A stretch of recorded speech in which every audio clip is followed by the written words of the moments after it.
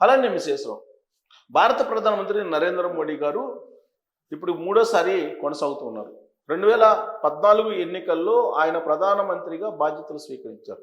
మళ్ళా 2019, మళ్ళా 2024 ఇప్పుడు ఆయన కొనసాగుతున్నారు. 12 ఏళ్ల నుంచి ప్రధానమంత్రిగా భారతదేశానికి కొనసాగుతూ ఉన్నారు. పటిష్టమైనటువంటి భారతదేశాన్ని, ఆర్థిక పరిపుష్టితో కూడినటువంటి భారతదేశాన్ని, అంతర్జాతీయ వ్యూహాలని పకడ్బందీగా రచించేటువంటి భారతదేశాన్ని, విదేశాంగ విధానాన్ని బలంగా ఉంచేటువంటి భారతదేశాన్ని నెలకొల్పానని చెప్పేసి ఆయన చెప్తున్నారు.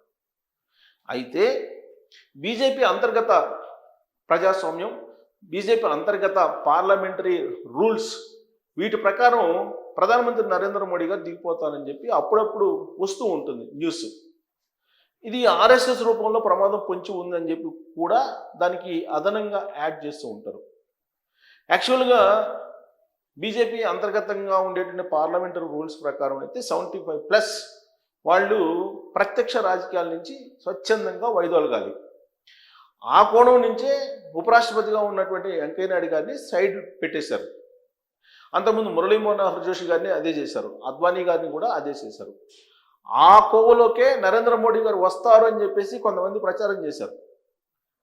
చేసింది ఎవరో కాదు, బీజేపీలో 2 గ్రూపులు ఉన్నాయి. ఒకటి నరేంద్ర మోడీ గారి గ్రూపు, ఇంకోటేమో నరేంద్ర మోడీ గారికి యాంటీ గ్రూపు. కాకపోతే బయట చూసే వాళ్ళకి అంతా ఒకటే అనిపిస్తుంది. అదే బీజేపీ యొక్క బ్యూటీ. ఆర్ఎస్ఎస్ తెర వెనుక నడిపిస్తూ ఉంటుంది. ఆర్ఎస్ఎస్ వ్యూహాలు రచిస్తుంది. ఆ వ్యూహాల ప్రకారం వెళ్తూ ఉంటారు. సో నరేంద్ర మోడీ గారు ప్రధానమంత్రి అయిన తర్వాత ఆర్ఎస్ఎస్ ప్రధాన కార్యాలయాలకి ఇటీవల వరకు కూడా వెళ్ళాల. లాస్ట్ ఇయరే ఆయన వెళ్ళారు. ఆ రోజున వచ్చినటువంటి ప్రచారం ఇప్పటికీ కూడా ఆగలేదు. కానీ ఇప్పుడు ప్రధానమంత్రిని మార్చేటువంటి అవకాశం ఉందంటే లేదు. ఎందుకంటే ప్రపంచవ్యాప్తంగా యుద్ధ వాతావరణం నెలకొంది. భారతదేశానికి ఇప్పుడు బలమైనటువంటి నాయకత్వం కావాలి. ఇలాంటి పరిస్థితుల్లో మార్పు అనేది ఉండే అవకాశమే లేదు. పైగా 2029 ఎన్నికలకి సిద్ధమవుతున్నారు నరేంద్ర మోడీ గారు. ఎందుకంటే 33% మహిళలకు రిజర్వేషను, జనగణన, నియోజకవర్గాల పునర్విభజన ఇవన్నీ కూడా ఉన్నాయి. ఇవన్నీ పూర్తి చేసి 2029 ఎన్నికలకు వెళ్ళాలి అనేది ఆయన పకడ్బందీగా ముందుకు సాగుతూ ఉన్నారు. ఇలాంటి పరిస్థితుల్లో అసలు బీజేపీలో, ఆర్ఎస్ఎస్లో ఏం జరుగుతుంది అనే దాని మీద విపక్షాలు తరచూ ఏదో ఒక కామెంట్ చేస్తూనే ఉన్నారు. ఇలాంటి పరిస్థితుల్లో అసలు పబ్లిక్ ఒపీనియన్ ఎలా ఉంది, పబ్లిక్ మూడ్ ఎలా ఉంది అనే దాని మీద ఎప్పటికప్పుడు కొన్ని మీడియా సంస్థలు సర్వేలు చేసి భారతదేశం యొక్క మూడ్ ఎలా ఉందనేది ఇస్తూ ఉన్నారు. ఇండియా మూడ్ అని. దాంట్లో కొన్ని అంతర్గత సర్వేలు కూడా ఆర్ఎస్ఎస్ లాంటివి చేస్తూ ఉంటాయి. నరేంద్ర మోడీ గారు ప్రధానమంత్రి అభ్యర్థి అని చెప్పి నెక్స్ట్ ఎలక్షన్కి కూడా వెళితే ఎలా ఉంటుంది అనే దాని మీద కూడా తర్జన భర్జన పడుతూ ఉన్నారు. నరేంద్ర మోడీ గారు కాకపోతే ఎవరు అనే దాని మీద కూడా. ఒకవేళ నరేంద్ర మోడీ గారిని దిగిపోమంటే దిగిపోయేటువంటి పరిస్థితి ఉందా అంటే లేదు. ఒకవేళ దిగిపోమని చెప్పినా కానీ ఆర్ఎస్ఎస్ ఇప్పుడు ప్రజలు కూడా దానికి అంగీకరించరు. సో కాబట్టి అనువైనటువంటి వాతావరణం లేదు అనేది ఆర్ఎస్ఎస్ దగ్గర ఉన్నటువంటి ఇన్ఫర్మేషన్గా కొన్ని వర్గాలు చెప్పుకుంటూ ఉన్నాయి. మరి నరేంద్ర మోడీ గారిని మరి ఎలా ఆ పదవి నుంచి పక్కకు పెట్టి ఆ ప్లేస్లో వేరే వాళ్ళని ప్రతిష్ఠించి ఎన్నికలకు వెళ్ళాలి అనేటువంటి ఒక రూట్ మ్యాప్ అయితే ఆర్ఎస్ఎస్ తయారు చేస్తుంది అనేది బాగా ప్రచారంలో ఉంది. సహజంగా రికార్డుల కోసం ఎప్పుడు నరేంద్ర మోడీ గారు ప్రయత్నం చేస్తూ ఉంటారనేది ఆయన గురించి బాగా తెలిసినటువంటి గుజరాత్కు సంబంధించిన లీడర్లు చెప్పుకుంటూ ఉంటారు. లోకల్గా ఉండేటువంటి మీడియాలో కూడా అలాంటి న్యూస్ వస్తూ ఉంటాయి. ఆయన 3 సార్లు ముఖ్యమంత్రిగా చేశారు గుజరాత్కి వరుసగా. ఆ తర్వాత ఇప్పుడు ప్రధానమంత్రిగా కూడా అదే రికార్డుని బద్దలు చేయబోతున్నారు. గతంలో నెహ్రూ, తర్వాత ఇందిరాగాంధీ ఆ తరహా రికార్డులని ఆయన ఆల్మోస్ట్ రీచ్ అయ్యారు. నెహ్రూది కాకుండా ఇందిరాగాంధీ గారి రికార్డుని అయితే రీచ్ అయ్యారు. అసలు నెహ్రూ గారు, ఇందిరాగాంధీ గారు రీచ్ కానిటువంటి రికార్డు, అలాగే ఎవరు ఇప్పటి వరకు భారతదేశంలో సాధించలేనటువంటి రికార్డుని ఆయన రీచ్ కావాలి అనేటువంటి ఒక కోరిక కూడా ఉంది అనేది కొంతమంది అంతర్గతంగా చర్చించుకుంటూ ఉన్నారు బీజేపీకి సంబంధించినటువంటి లీడర్లు. ఏంటి అదేనంటే నరేంద్ర మోడీ గారిని రాష్ట్రపతిని చేయాలి. నరేంద్ర మోడీ గారిని రాష్ట్రపతిని చేసి ప్రధానమంత్రి అభ్యర్థిగా ఇంకొకరిని నియమించాలి అనేటువంటిది ఒక ప్రతిపాదన చర్చల్లో పెట్టారు బీజేపీలో అంతర్గతంగా అనేది బీజేపీలోని లీడర్లు చెప్పుకుంటున్నారు. మరి రాష్ట్రపతిగా కనుక పెడితే ఇప్పటి వరకు భారతదేశ చరిత్రలో ప్రధానమంత్రి చేసినటువంటి లీడరు రాష్ట్రపతి అయినటువంటి దాఖలాలు లేవు. ఒకవేళ నరేంద్ర మోడీ గారు కనుక రాష్ట్రపతి అయితే అది ఒక ప్రత్యేకమైనటువంటి రికార్డు. 3 సార్లు వరుసగా ప్రధానమంత్రి చేసినటువంటి నరేంద్ర మోడీ గారు, 3 సార్లు వరుసగా ముఖ్యమంత్రి చేసినటువంటి నరేంద్ర మోడీ గారు రాష్ట్రపతిగా కనుక ఎంపిక అయితే అది భారతదేశ చరిత్రలో నిలిచిపోయేటువంటి రికార్డు. దాన్ని ఎవరు చెరిపేయలేరు.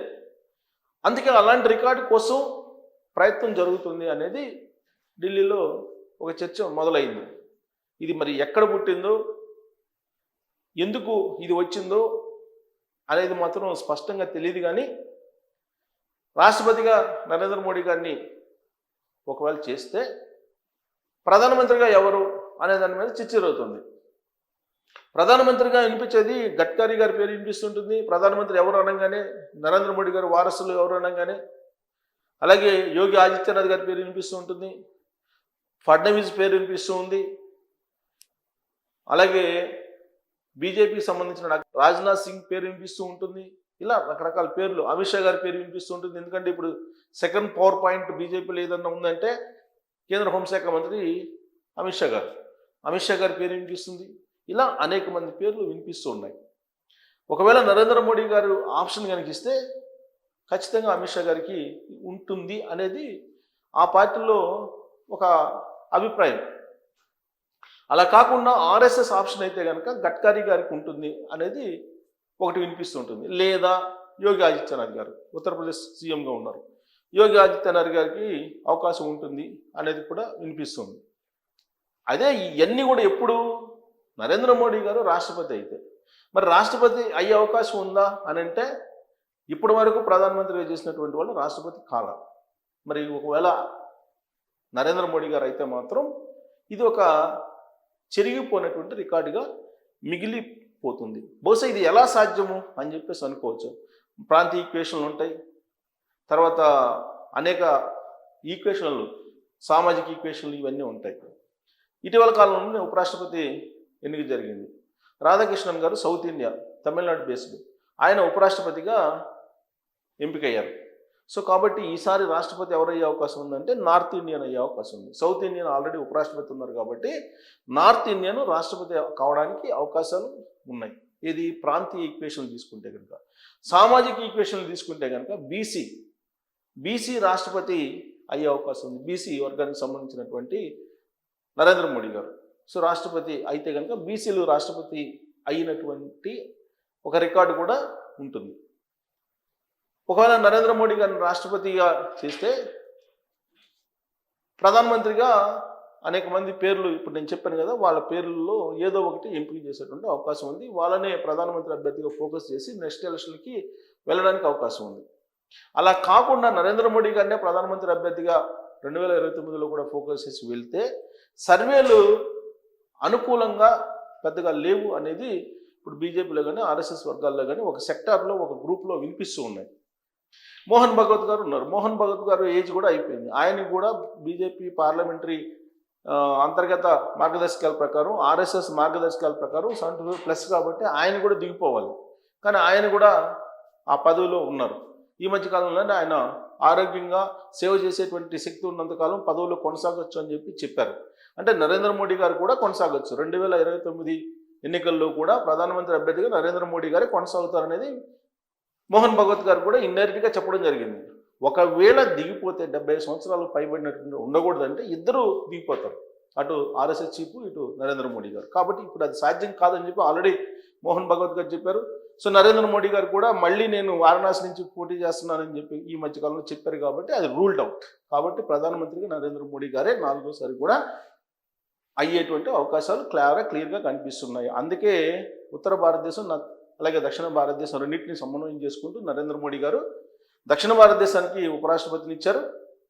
అలాగే నితిన్ గడ్కరీ గారిని ఇప్పుడు కేంద్రంలో ఆయన మంత్రిగా ఉన్నారు కాబట్టి ఆయనేమి ప్రధానమంత్రి కావాలి, పదవి కావాలని కోరుకోవట్లేదు. యోగి ఆదిత్యనాథ్ గారు యూపీ సీఎంగా ఉన్నారు. ఆయన అక్కడ ఆల్రెడీ డబుల్ ఇంజిన్ సర్కార్ అంటూ అభివృద్ధి పదాన్ని తీసుకెళ్తున్నారు ఆ రాష్ట్రాన్ని. కాబట్టి ఇప్పుడు స్థిరమైనటువంటి ప్రభుత్వం అటు కేంద్రాల్లో రాష్ట్రాల్లో ఉన్నాయి కాబట్టి ఇప్పుడు ఎలాంటి మార్పులు అవసరం లేదు అనేటువంటి అభిప్రాయానికి ఆర్ఎస్ఎస్ వచ్చింది. పార్లమెంటరీ అంతర్గత ప్రజాస్వామ్యం, అంతర్గత మార్గదర్శకాలని తమకు అనుకూలంగా ఎప్పుడైనా మార్చుకోవచ్చు కాబట్టి అదేమీ మ్యాండేటరీ కాదు అనేది కూడా వినిపిస్తుంది. అయితే ఈ మధ్యకాలంలో సెంట్రల్లో జరిగినటువంటి కీలకమైనటువంటి మార్పులు ఏంటంటే, బీహార్ సీఎంగా ఉన్న నితీష్ కుమార్ గారిని సీఎం పదవి నుంచి ఆయన బహుశా ఇప్పుడు సెంట్రల్ ఢిల్లీ రాజకీయాల్లోకి వచ్చేసారు. ఇప్పుడు ఆయనకి సెంట్రల్ మినిస్టర్ ఇచ్చే అవకాశం ఉంది రాబోయేటువంటి క్యాబినెట్ ఎక్స్పాన్షన్లో అని చెప్పి అంటున్నారు. అంటే నితీష్ కుమార్ గారిని బీహార్ నుంచి తీసుకొచ్చారు. బీహార్లో బీజేపీ జెండా బాతపోతున్నారు. మరి నితీష్ కుమార్ గారు, చంద్రబాబు నాయుడు గారు ఇద్దరి సపోర్ట్ తోటి ఇప్పుడు ఉన్నటువంటి ఎన్డీఏ నడుస్తుంది. మరి చంద్రబాబు నాయుడు గారు ఈ మధ్యకాలంలో చంద్రబాబు నాయుడు గారి పేరు కూడా వచ్చింది. ఆయన ఉప ప్రధానమంత్రి అని ఇట్లా రకరకాలుగా అంటున్నారు. ఉప ప్రధాని అనేటువంటి ప్రచారం ఎవరు చేస్తున్నారు? వైఎస్ఆర్ కాంగ్రెస్ పార్టీ వాళ్ళు ఎక్కువ చేస్తున్నారు. అది కనుక నిజమైతే ప్రధాని మారాలి, నరేంద్ర మోడీ గారు మారాలి. అంటే వైఎస్ఆర్ కాంగ్రెస్ పార్టీ నరేంద్ర మోడీ గారు మారుతున్నారని చెప్పి ప్రచారం చేస్తుందా? లేదంటే ఉప ప్రధాని అనేటువంటి ప్రస్తావనే రాదు. వాళ్ళు చేస్తున్నటువంటి ప్రచారం ప్రకారం ఉప ప్రధానిగా చంద్రబాబు నాయుడు గారు అయితే అప్పుడు నరేంద్ర మోడీ గారు బహుశా ఆర్ఎస్ఎస్ మార్గదర్శకాల ప్రకారం మారే అవకాశం ఉంది. సో దానికి ఛాన్స్ లేదు. మరి చంద్రబాబు నాయుడు గారు ఆంధ్రప్రదేశ్కే ముఖ్యమంత్రిగా ఉంటారు. ఆంధ్రప్రదేశ్ రాష్ట్ర అభివృద్ధి తమ లక్ష్యం అని చెప్పి ఆయన ఎప్పుడో చెప్తున్నారు. ప్రధానమంత్రి పదవి అవకాశం ఎన్డీఏలో వాజ్పేయి గారు ఉన్నప్పుడే వచ్చింది. అప్పుడే ఆయన స్వీకరించలేదు. అప్పుడు ఇంకా బలమైనటువంటి ఎంపీలు సంఖ్య ఉంది. సో కాబట్టి ఆ అవకాశమే లేదు. కాకపోతే ప్రత్యర్థులు మరి ఇలాంటి ప్రచారం ఎందుకు చేస్తున్నారో తెలియదు. కానీ చంద్రబాబు నాయుడు గారు ఉప ప్రధాని అని మరి నరేంద్ర మోడీ గారిని దించేయాలని చెప్పి వైఎస్ఆర్ కాంగ్రెస్ పార్టీ వాళ్ళు ఒక ప్రచారాన్ని మొదలుపెట్టారా? లేదంటే అలాంటి ఒపీనియన్ని నరేంద్ర మోడీ గారి మీద తీసుకురావాలని చెప్పి వాళ్ళు భావిస్తున్నారో అనేది తెలియదు. కానీ మొత్తానికైతే ఆ ప్రచారం మాత్రం నిజం కాదు. సో సౌత్ ఇండియాలో చంద్రబాబు నాయుడు గారి అవసరం ఉంది. ఎవరికి? నరేంద్ర మోడీ గారికి వచ్చే అవసరం. అలాగే పవన్ కళ్యాణ్ గారి అవసరం ఉంది. సౌత్ ఇండియాలో ఈ రెండు ఫేసులు చూపించడం ద్వారా బలం పుంజుకోవాలనేది ఆయన రాజకీయ వ్యూహం అయి ఉండొచ్చు. ఉత్తర భారతదేశంలో బీజేపీ బలహీనపడిందని చెప్పి 2024 ఎన్నికల్లో కూడా అర్థమైంది. ఈసారి ఇంకా బలహీనపడేటువంటి అవకాశం ఉంది. కాబట్టి దక్షిణ భారతదేశంలో మరింత బలపడటానికి చంద్రబాబు నాయుడు గారిని అలాగే పవన్ కళ్యాణ్ గారిని బాగా ఉపయోగించుకుంటారు ఒక అస్త్రం మాదిరిగా. కాబట్టి నరేంద్ర మోడీ గారు కొనసాగాలి అంటే చంద్రబాబు నాయుడు గారు దక్షిణ భారతదేశంలో బలమైనటువంటి లీడర్గా ఉండాలి. అలాగే ఎన్డీఏలో బలమైనటువంటి ఒక లీడర్గా, ఎన్డీఏ కన్వీనర్గా కూడా అయ్యే అవకాశం ఉంది అని చెప్పి అంటున్నారు. ఎన్డీఏ కన్వీనర్ని చంద్రబాబు నాయుడు గారిని చేసే అవకాశం ఉంది అని చెప్పి కూడా ఢిల్లీ వర్గాల్లో ఒక చర్చ జరుగుతుంది.